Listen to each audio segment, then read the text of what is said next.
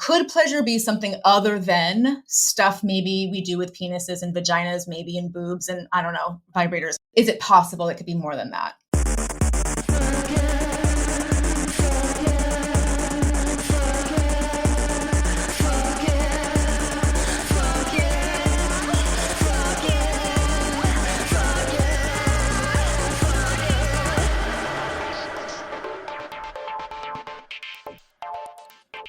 Hello, and welcome to Fuck Yeah, the podcast where we say fuck yeah to embodied self-care. My name is Robin. I'm one of your hosts, and I'm here with the bedangled. I love these earrings. I don't know if that's the right word. Your bedangled, it giving me like gypsy, 70s gypsy vibe earrings. Sarah, how are you? I didn't even get a shirt on today. So I went and I got these earrings to at least make it so that I'm presentable. I'm heavy this week. There's been some things happening in the world. I hate to throw our normal format off of fuck yeahs and giving some levity, but there's one thing in particular this week, I think, before we get into the conversation that I really feel like I need to acknowledge and talk about with you. We learned about the passing of Nex Benedict in Oklahoma, the non-binary sophomore who was beaten in the girls' bathroom and then not taken to the hospital or given any sort of treatment until grandma came and picked them up. And I know that the cause of death is still unknown, but this news has, first of all, the incident occurred on February 7th. It got no coverage. And then we started learning about it this week through social media. So everything about it is just absolutely outrageous and heartbreaking. And I don't know if you saw images, but as soon as Nex hit my social media feed, I kind of lost my breath because to me, they look like Ruby. Yeah. I was like, that they could be like cousins. It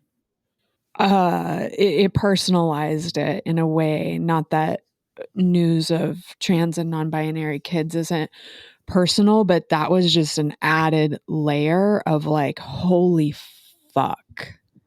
Yeah, I think that pictures of Nex that I've seen circulating, they have a similar like sweetheart non-binary vibe that Ruby does.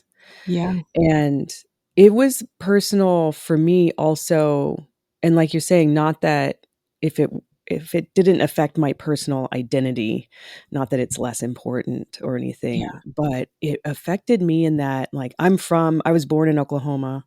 But when I think about what it would be like to grow up now, a lot of what I do is fantasize about being able to be openly and aware and having an awareness around my non-binary-ness and being able to really live that out in high school. But like, my dad just, he still has a home in Tulsa, and he was so proud when they got a rainbow flag sidewalk, and there was, in their teeny tiny gay neighborhood and everything. And so it's like that shattering thing where sometimes we feel like things are getting safer or more permissive and more freedom to express ourselves.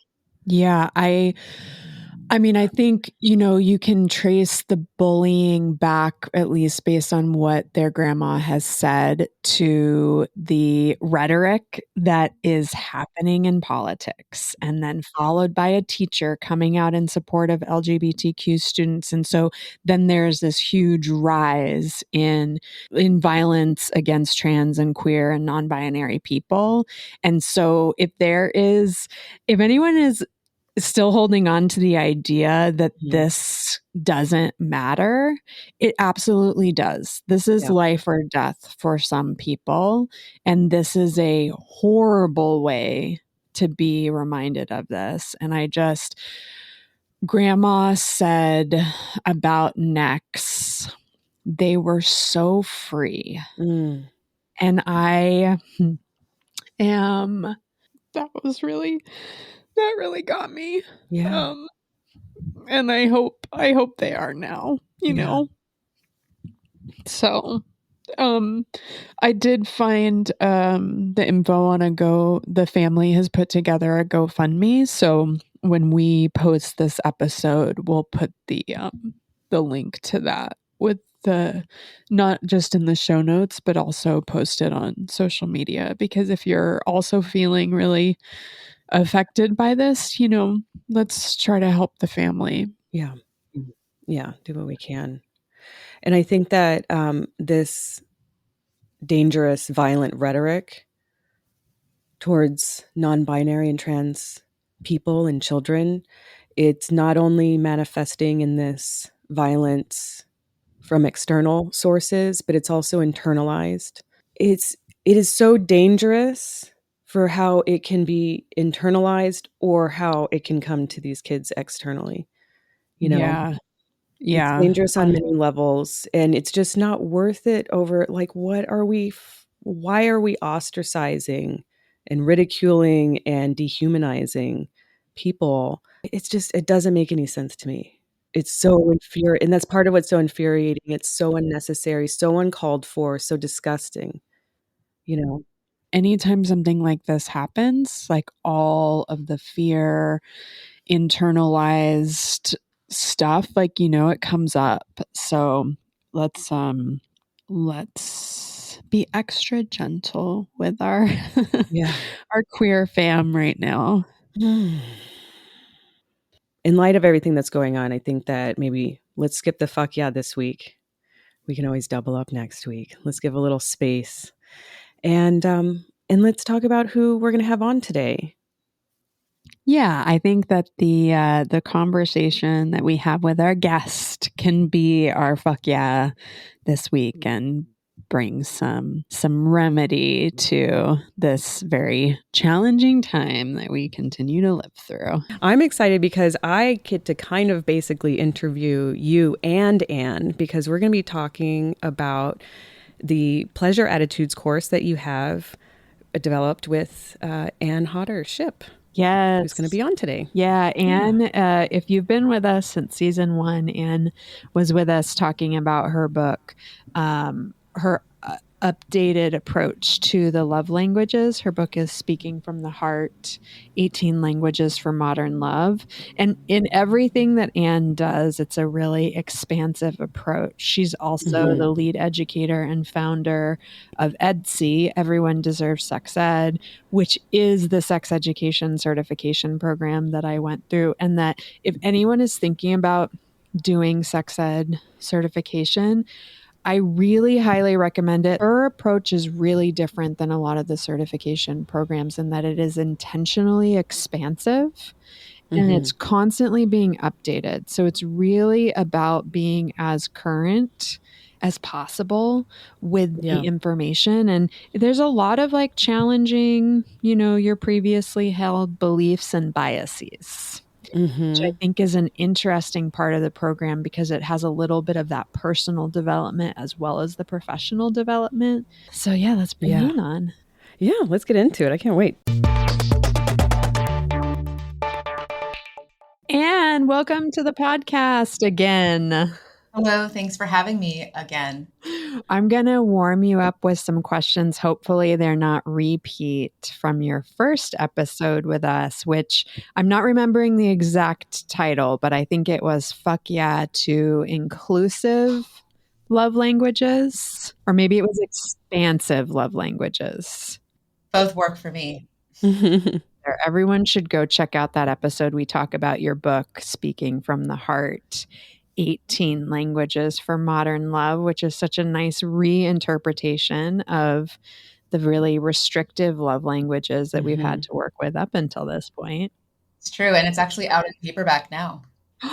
Oh, That's exciting. So Mhm. people can hold it in their We hands. totally can. that conversation changed everything. Like, because you hear about the love languages so much and like learning about the origins and everything, it was very insightful. And to have that kind of skepticism and reworking things in order to be more inclusive and accepting of more than just like hetero Christian types, I think that was really nice. That's actually what I think is sort of your superpower, is breaking down the roots of a lot of these things that we just accept as the cultural norm, Mm-hmm. and then going back and giving us the really good analysis of where does this belief actually come from? And once we know that, how do we want to be in relationship with this thing? Mm-hmm. Totally. Mhm. I feel like that is such a big part of autonomy, is just sort of like, well, what is the context of all of this stuff? Not because I'm shaking my fist at it and think it's immediate bullshit. It's just like, Mm-hmm. I would also like to know where it comes from, just so I have all the information to then make choices on, since there are so many things we have to make choices about where we don't actually have the right to fully know Mm-hmm. everything. And so if there is a way to just kind of like source some of the beliefs or the norms that aren't necessarily based on anything that's like factual, provable, biological, measurable, and just kind Mm-hmm. of see like, yeah, so who decided this and when Mhm. and how has it changed? Do I even vibe with that original source person? And who else has had other things to say but like muted or disappeared? And potentially maybe that's because there's something a little bit more truthful or accurate or just like human about what they had to say, in contrast to what the original source said. What I like about it is you're not throwing out the entire thing. Like when you were telling me about the origins of the love languages, I was like, well, fuck it, it's useless, you know? But you're like, actually, there's like some core things in here. Like we could think about it in this, take the concept and then actually apply it with a different level of knowledge about like queerness or, you know, feminism or whatever or actual like science behind these things and then mold it into something that's actually very useful and inclusive.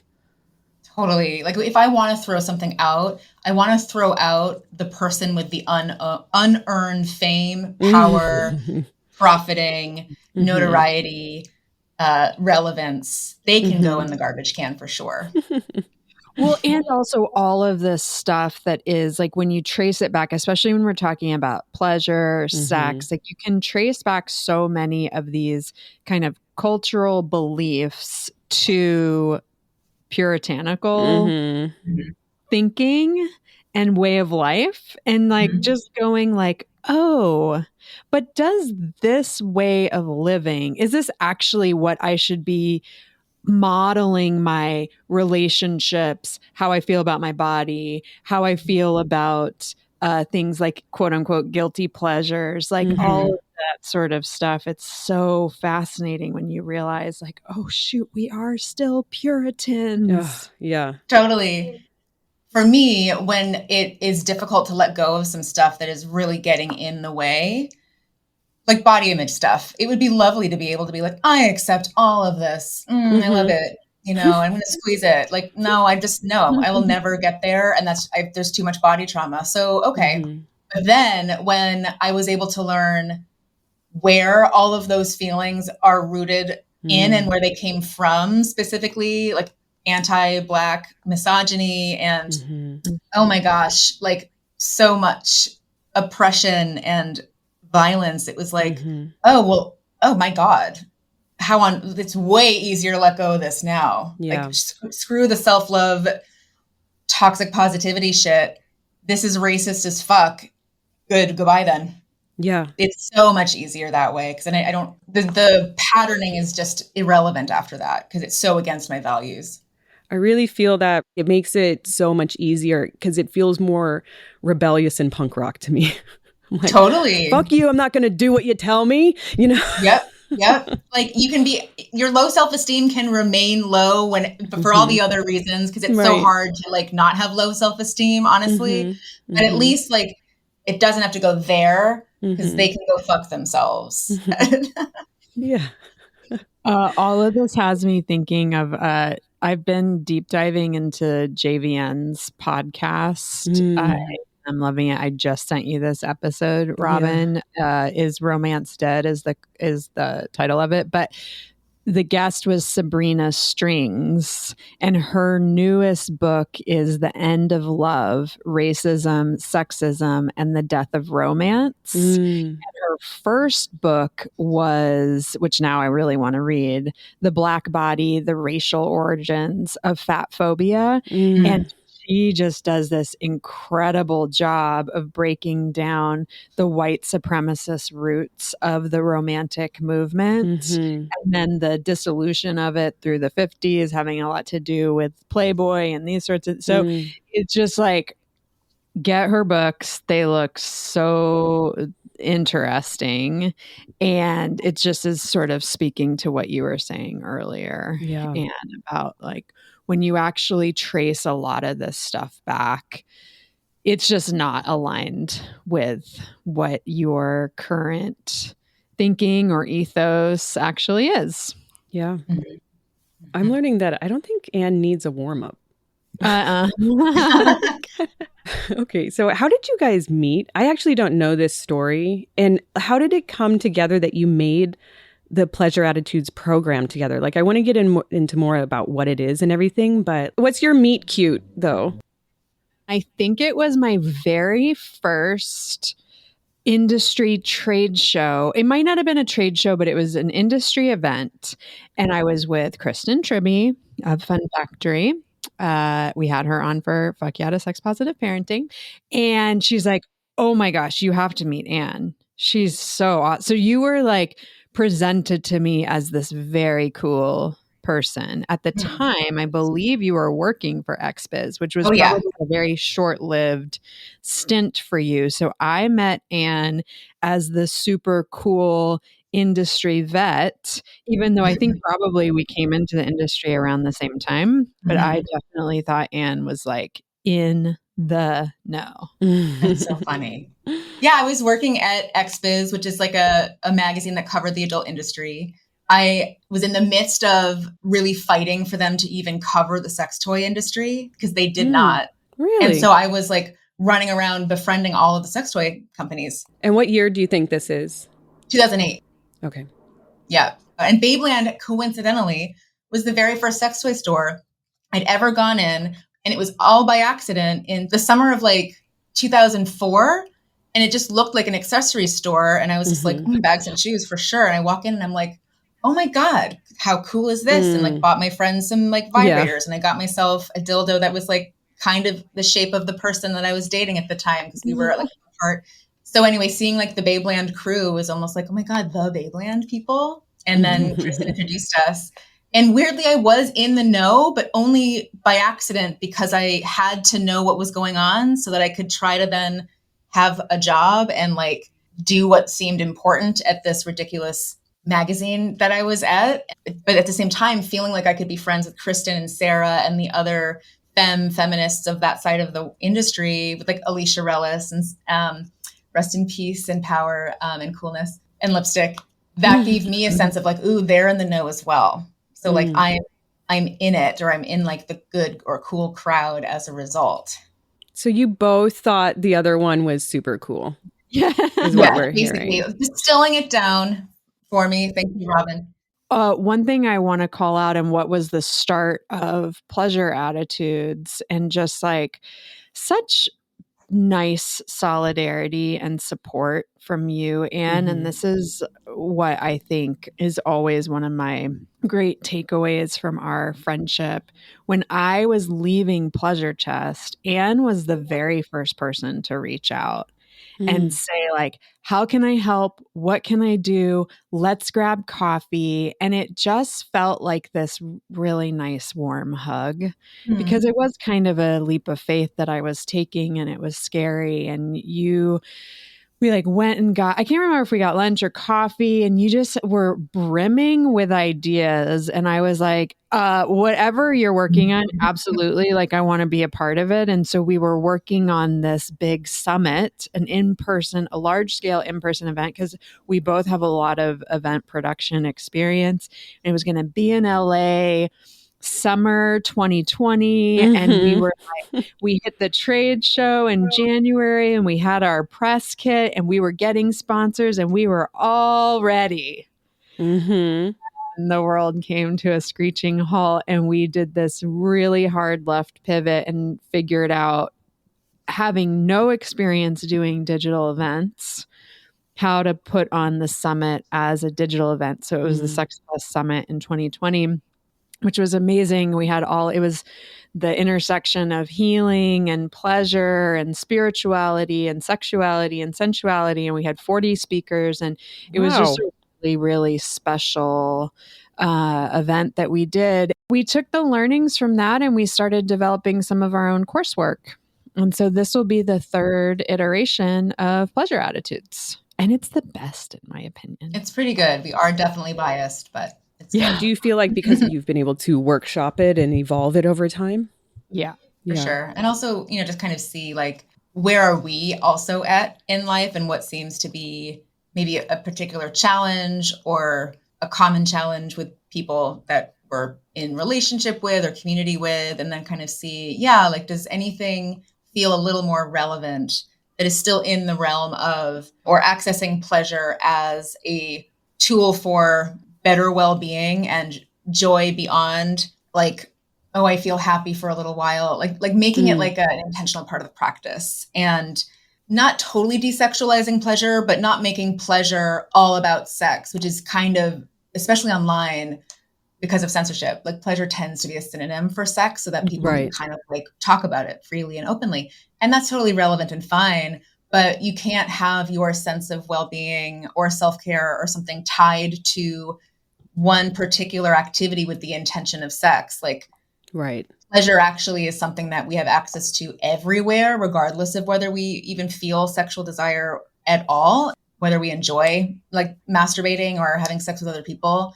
And so it just expands the options way more. And so with this newest iteration, it really was about centering the activities and some of the introspection, reflection exercises on identifying and uncovering pleasure sources, specifically as tools for self-care, to maybe replace some of the more expensive self-care tools that we are so used to. And by expensive, I do mean financial, but I also mean like energetic and emotional expense and physical expense. And that also, in my opinion, like brings in a way more accessible and anti-ableist approach to the idea of self-care, and anti-capitalist without being like totally hating on capitalism, because we have no choice. We are in it, so we have to participate in it. We don't have to like it, but it's here. So it also feels a little bit more like autonomous and a little bit more empowered, because you're not depending on access to something in order to then get the self-care and do it. Okay, I really want to get into the self-care element, but I don't want to leave the pleasure and sex type of thing to the side just yet. Did you want to say something before I? Yeah, sort of about this, because I don't know if you've experienced this, Robin, I think that I hit a little bit of a wall with teaching technique-focused sex classes, is that you're not helping people get to the root of, okay, wait, like what are some of the things that you need to clear out?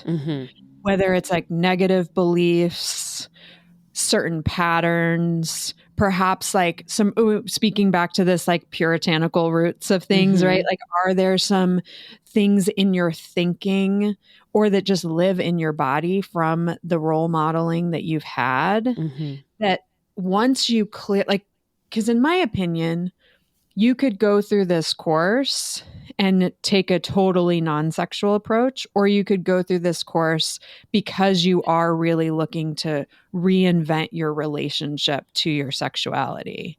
But essentially, like, what we're trying to do is get you to like a baseline place of like clearing out the noise of what everybody else says you should do, including the like self-care machine, right? Like, Mhm.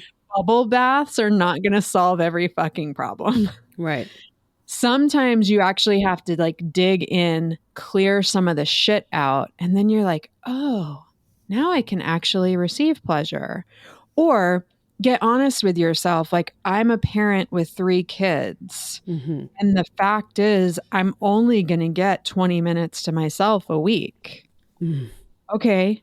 What is the thing that you can do with that time that's actually going to help you build a relationship with positive feelings, groundedness, a sense of yourself, like coming back to yourself, so that when you find yourself on the other end of like parenting small kids, as an Mhm. example, you actually have something to work with to like rebuild a more committed self-care practice or pleasure practice or sex with your partner or whatever the case may be. Yeah.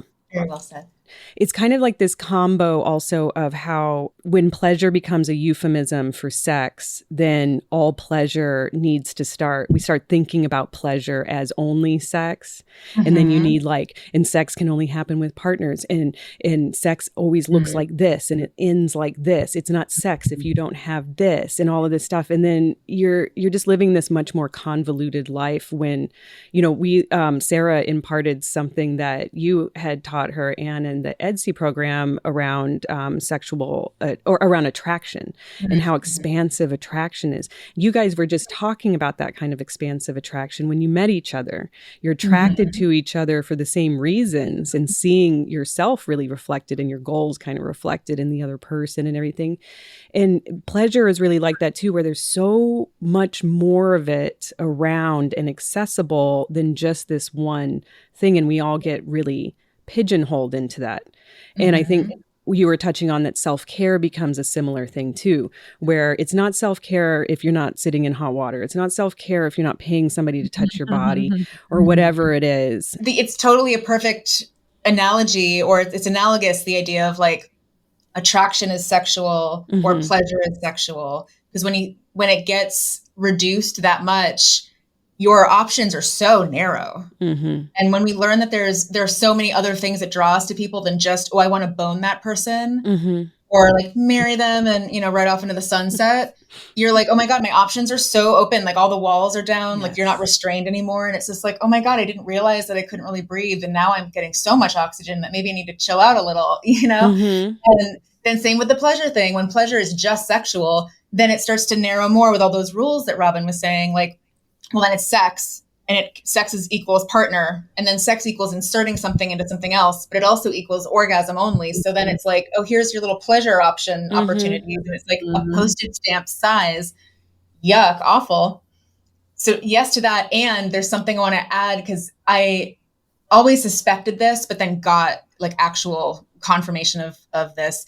Among the many effects of the sexualization of pleasure and just reducing pleasure just to sexual, I'm sure this is like maybe universal, but when I teach teenagers and we are talking about a variety of things, when I say the word pleasure, they all shudder and shiver like I have just, you know, run my, you know, short fingernails on the chalkboard.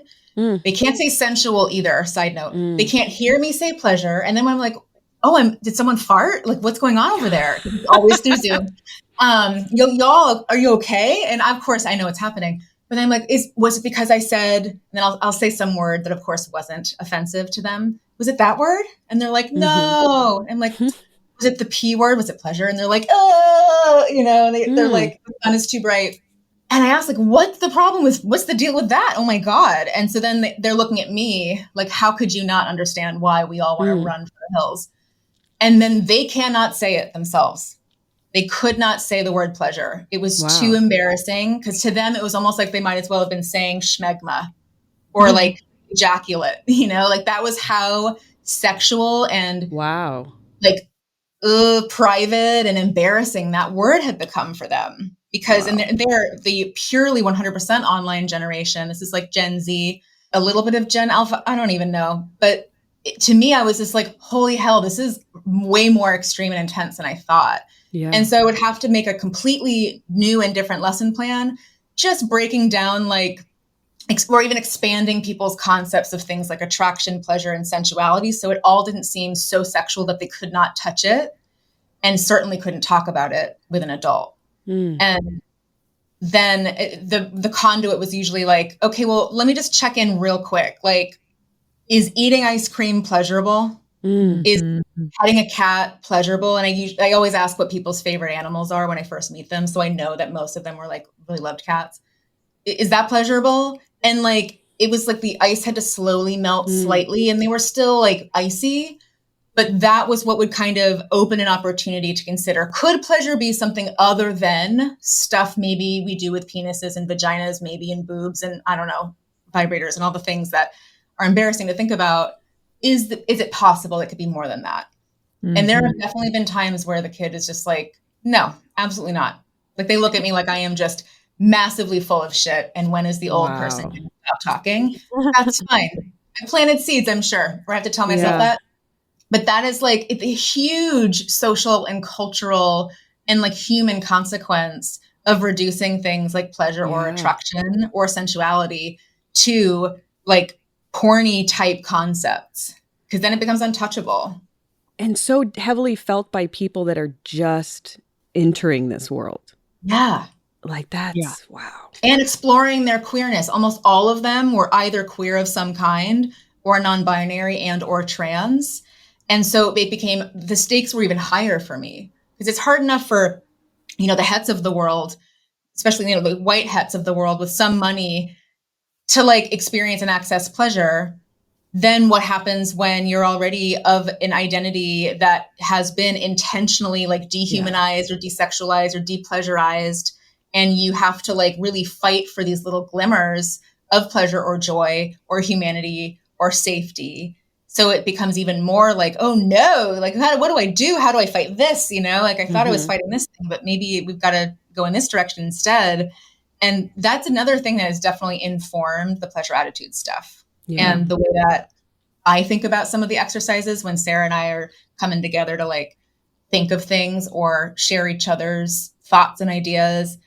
It's, for me, it's been almost from the beginning, those memories of people's inability to even say the word pleasure, let alone experience it. Yeah. I love that you're observant in a way that you're able to see what they really need. Like you're not judging it. It's just like, oh, okay, this is different from what I thought. So I'm going to adjust to see how I can alleviate this pressure that they're putting on themselves or around the word itself, or we can really limit how we're able to even just feel our bodies by these cultural ideas. Yeah, right there when you said like how limited we are with even just feeling our bodies.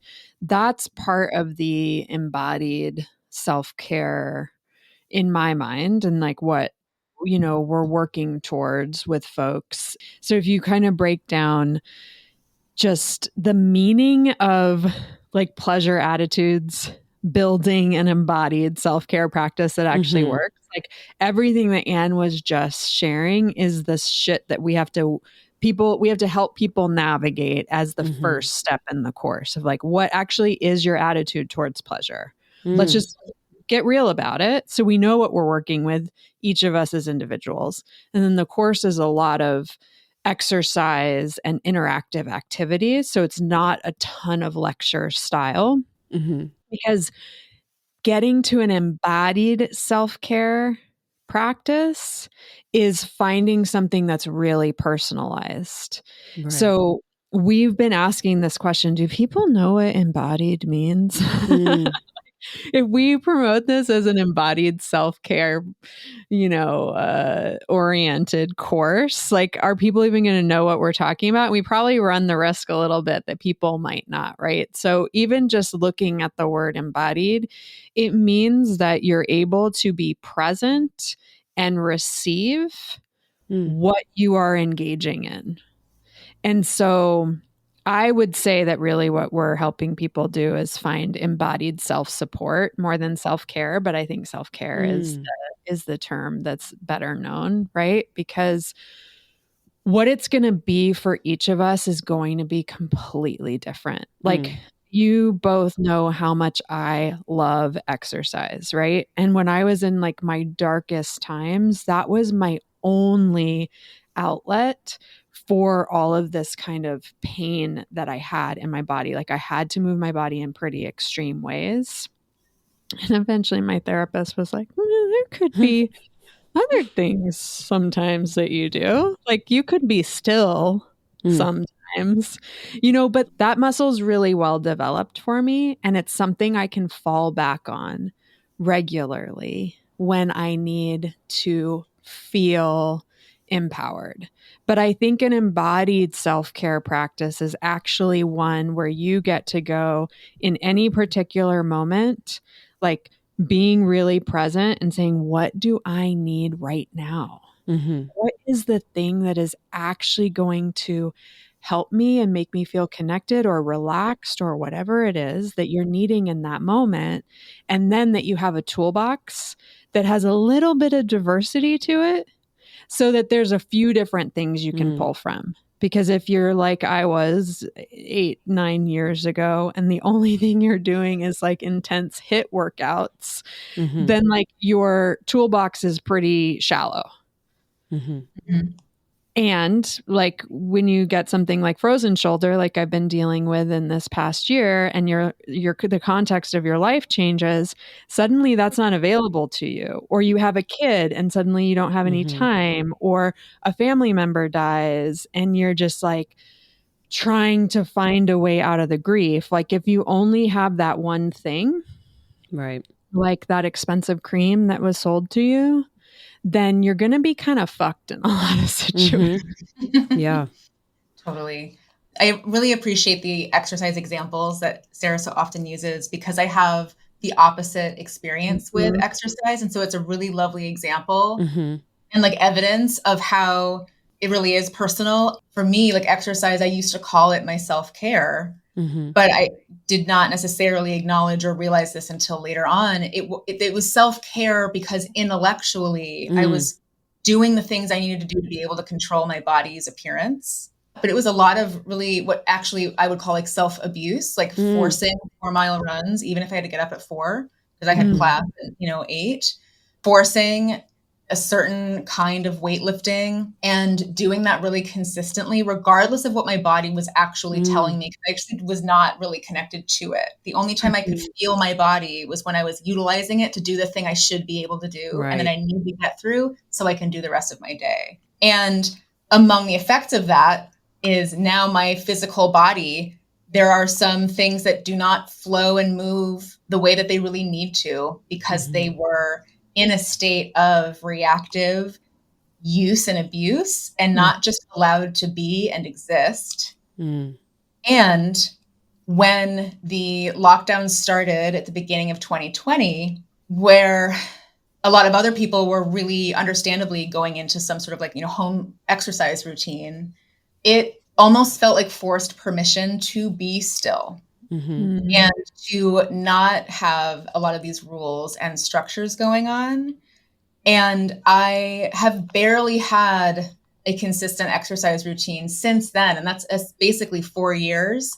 And it's not necessarily how I would like things to be, but the pendulum has swung so far in the other direction. And thank God that it did, because I don't think I would know about my potential connective tissue disorder and some of the stuff going on with my breathing diaphragm and the pelvic diaphragm and these headaches that I've been getting, or the occipital neuralgia that I now have a name for. None of that would actually be something I'm aware of if I hadn't been like real forced to be still and just fucking stop and spent a lot of time in a small kind of square-shaped home for a while. And now the thought of exercise as self-care is sort of like, intellectually, I can see that for myself, but my body is just like, we can't actually do that. We actually have some disabilities now. It's been a whole process to even kind of see, like, what am I able to even do, let alone like doing? And I like to be really open about that when there's opportunities, because it's just a good additional perspective on exercise, so that whoever is listening to us or working with us, there's representation of like both sides of that coin. Like, we both get to sort of show the relationship to it, and how it really doesn't have to be one way. I'm hard relating with this because I've had like a lot of food issues my whole life. I used to eat in order to not get the shakes, in order to not get hunger pains, in order to like look normal at the party. It's like, but I was never eating in order to feel any kind of pleasure. It's like, I know I have to eat in order for my body to stay alive. So I'll care for it in that way. I guess, again, I have to feed it. God. But now I'm like, the feeling of being nourished gives me this whole body kind of pleasure. It's a more wholesome thing. It's not about shaping my body into a particular way. It's not about, doing it because I have to or I should. It's about this. I'm going to give my body this nice feeling by having breakfast before I go into 5 meetings. That's what I feel like embodied is. Yeah. That's really like, you get out of the intellectual and you're just like, I'm not doing it because I have to. I'm doing it because of how the sensation of it helps the mind and the body be reminded that they're all the same, and that they're not separate entities, and that one isn't better than the other or more like rational than the other. Yeah. And then you get to actually feel like that whole human when you then have to engage in all of the bullshit that we have to engage in during the day. Yeah.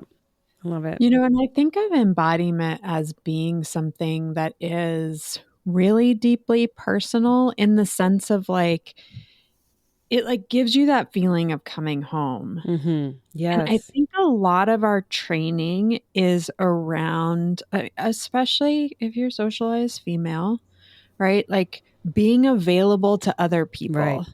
Or to serve the needs of the collective, which of course is like important, right?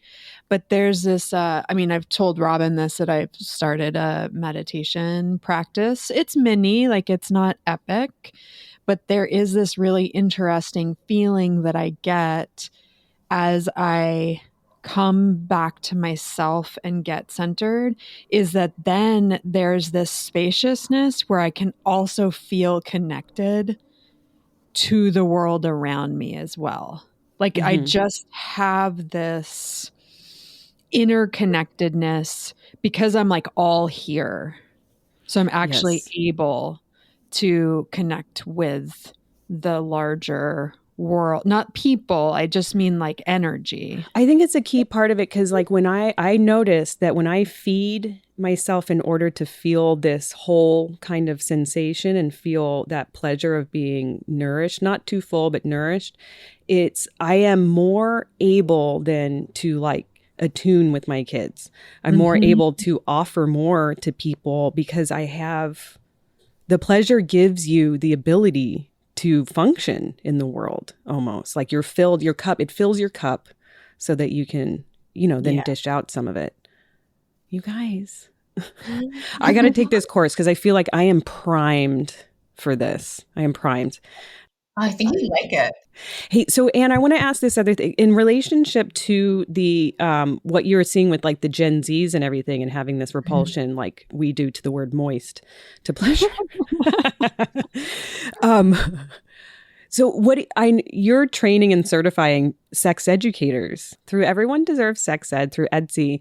What are you seeing from them, when they're coming in? What is your curriculum doing to kind of like influence or educate them or challenge them in a way that you feel like puts them out into the world in a way that will help the world, I think that a lot of people come in with already a ton of knowledge, and some of them have a lot of training already in sex ed and experience dealing with other people or teenagers.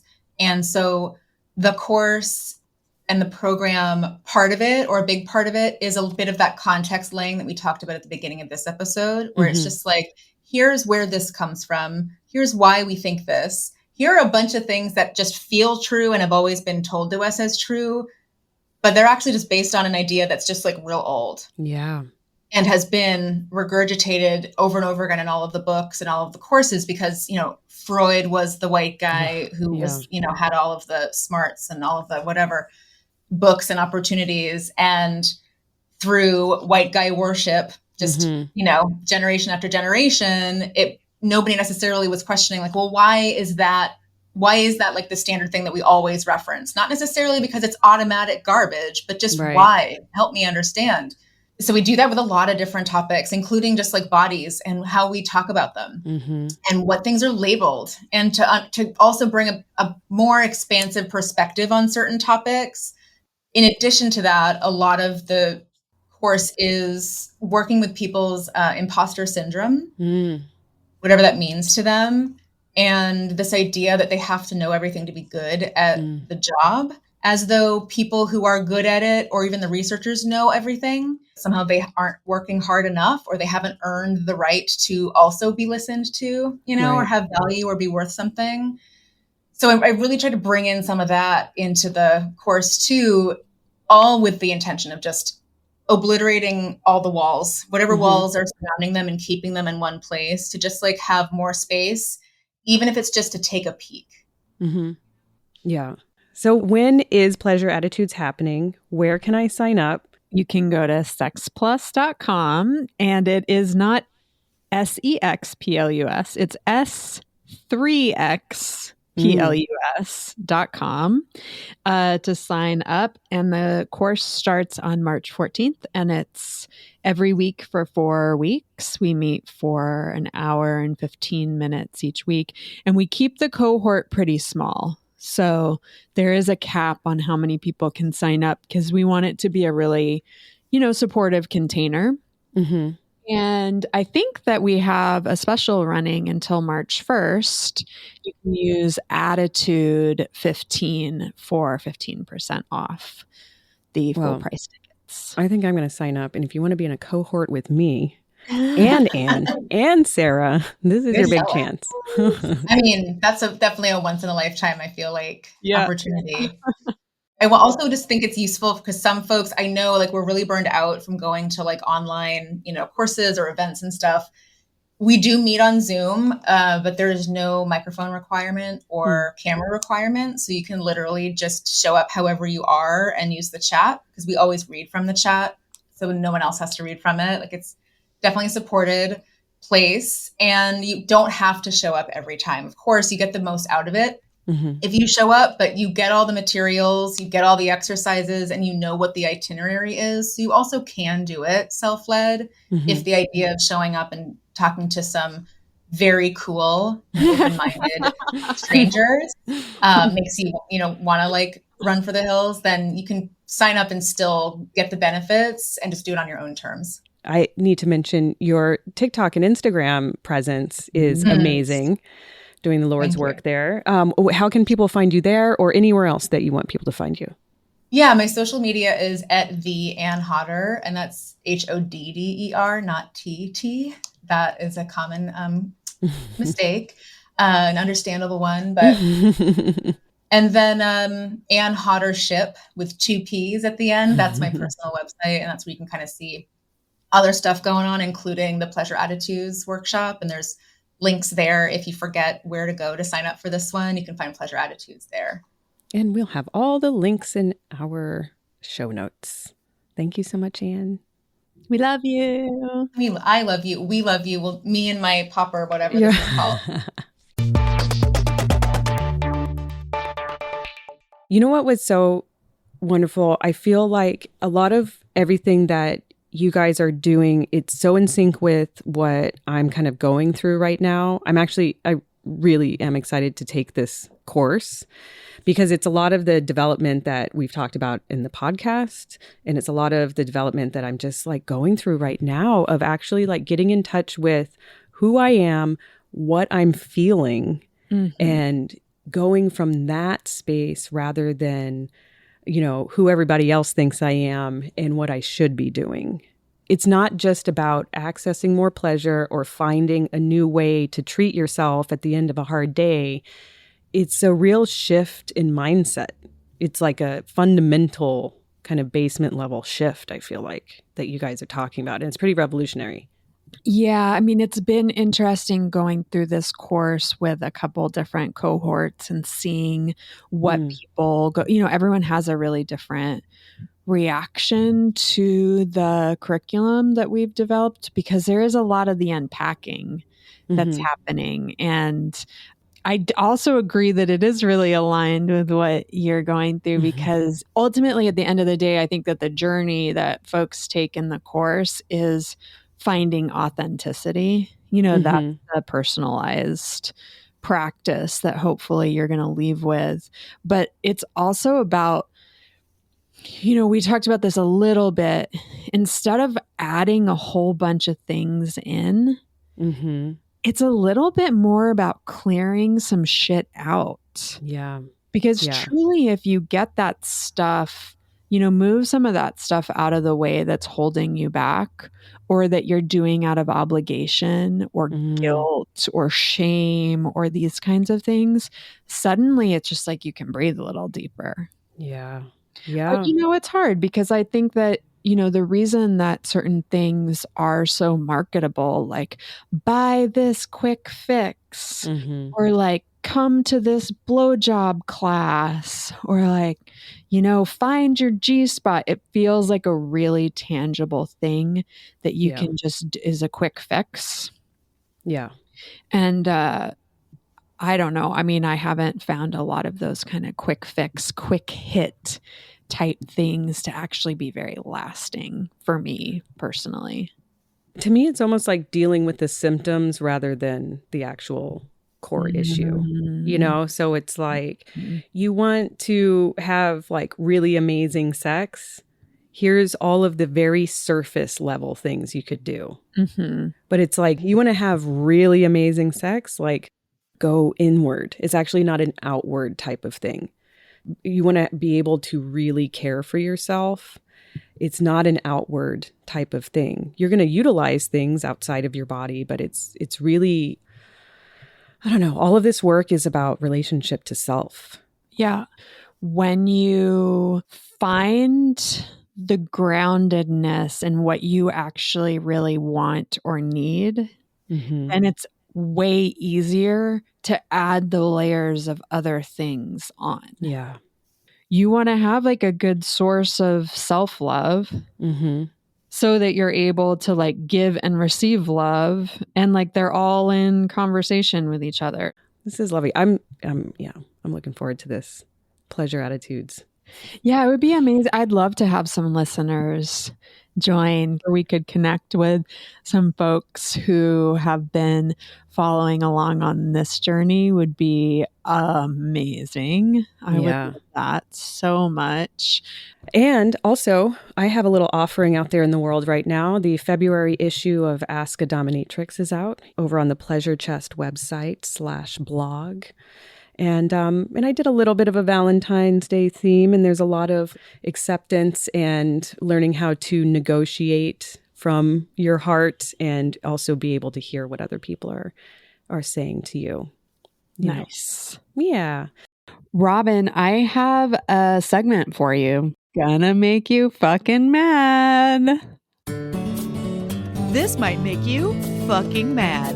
This is, we're bookending this episode this week with too much of a dose of reality, but this is the world that we're living through. So, have you heard that in Alabama, embryos are now granted personhood? I have heard a little bit about it. I've seen some TikToks about it, and yeah, I haven't looked too much into it because it seems so out of like, a dystopian novel. It's hard to comprehend.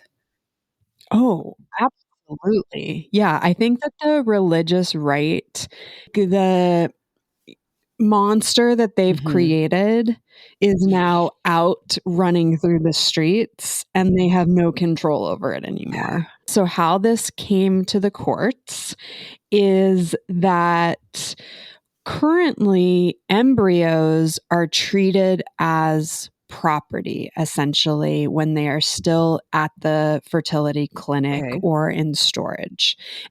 But what happened, and this is terrible, the clinic destroyed their embryos. Right. No one wants this. But the current recourse for that, because of the classification of embryos, is that you can bring a lawsuit for destruction of property. Mm-hmm.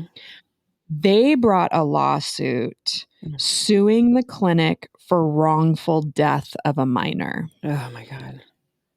And in a 7-2 decision, the Supreme Court of Alabama upheld that this was, in fact, that embryo had personhood. So here is what is just... I'm just breathing. I'm breathing through this. Okay. Such a massive clusterfuck, right? So the fallout from this decision, let's just think a little bit about what IVF involves. You, at the clinic, they are essentially creating the embryos. They're bringing the sperm and the egg together. So first and foremost, like, we can get into all of the inefficiency of fertility, right? Like, that's a complicated process that doesn't necessarily take. Once an embryo is formed, they often will then biopsy the embryo for genetic testing. There's something called PGT testing, and folks particularly want this testing done when they have a known genetic mutation in their family. So a lot of folks opt to have this biopsy procedure performed. The embryos are frozen, they're stored, and then they're thawed. So just think about, in that process, how much opportunity there is for these embryos not to make it. Well, and like, I'm sure there's laws saying you can't freeze your minor child, not specifically, but you cannot there's a lot of things that you cannot do to a child that you can do to an embryo because they are not children, Yes. like freeze them. It's like, if you can freeze something, what are you talking about? I don't, all right, go ahead. Yeah, I mean, and you also often have, potentially long-term storage. Right. So there are actual, like, shipping companies that are responsible for transferring embryos from a storage facility or between clinics so that it makes it to the patient's fertility physician. Yeah. So those companies aren't going to want to take this liability on. And this is what happens when politicians and not doctors are regulating medical procedures that they, of all, do not understand, that they are using religious belief. It's God is all over this document, right? God this and God that. I'm sorry, I didn't mean to interrupt. There's one thing I do want to say, though. It's like, it's well known, and people talk about the efficacy of it, where many embryos will be planted during IVF because it's known that many of them will not make it.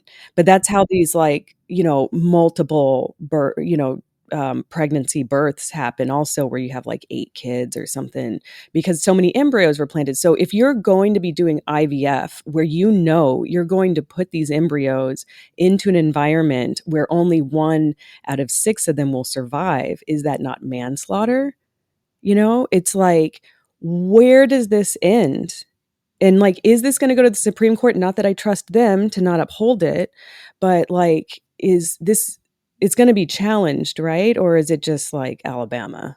Well, I think that cases can be heard by the federal Supreme Court if they choose to hear the case. Right.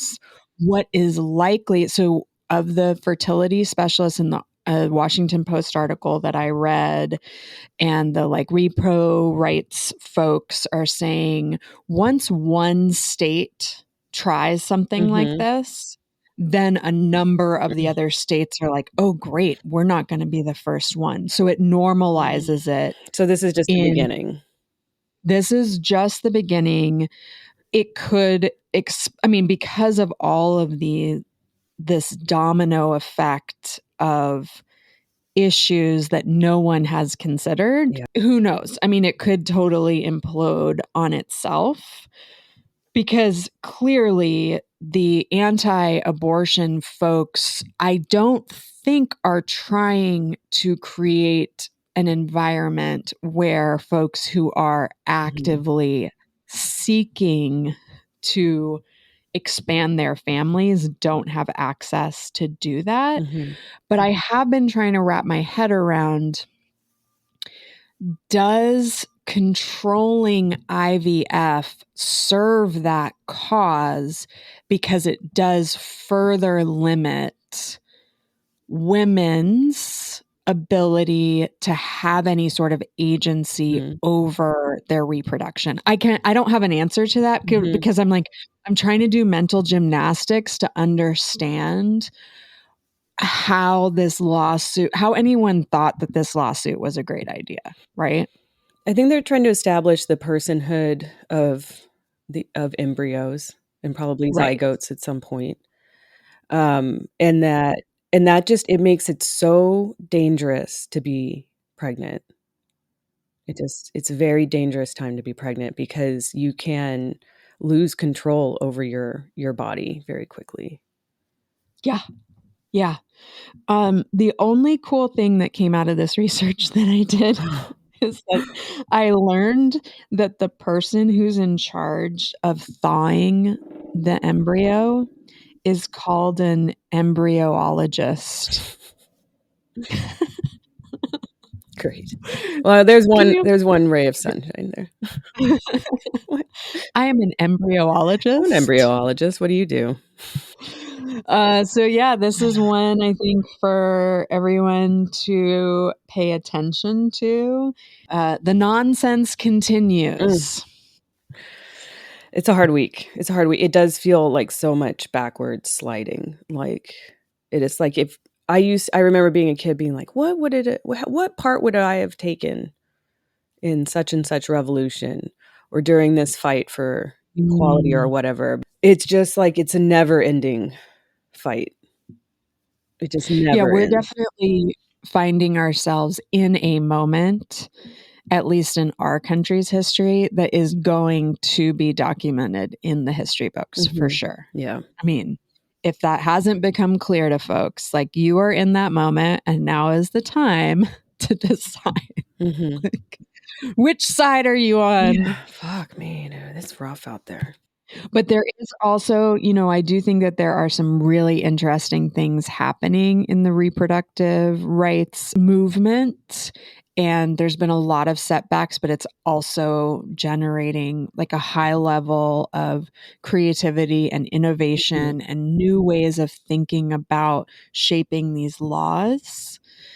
And it sucks that that's what has to happen, but let's keep an eye on this space. Let's get someone on the podcast to talk to us about it, because I do think that I don't think it's all lost. I think that these are setbacks that are going to take us some time to recover from. Yeah. And I think we should take time to feel it and care for ourselves during this time, this bullshit. So, and you can find us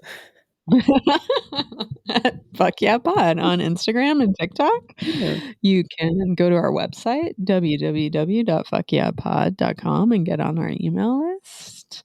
If you happen to be a reproductive rights lawyer, please reach out to us. We would love to talk to you and have you on the podcast. Fuck yeah.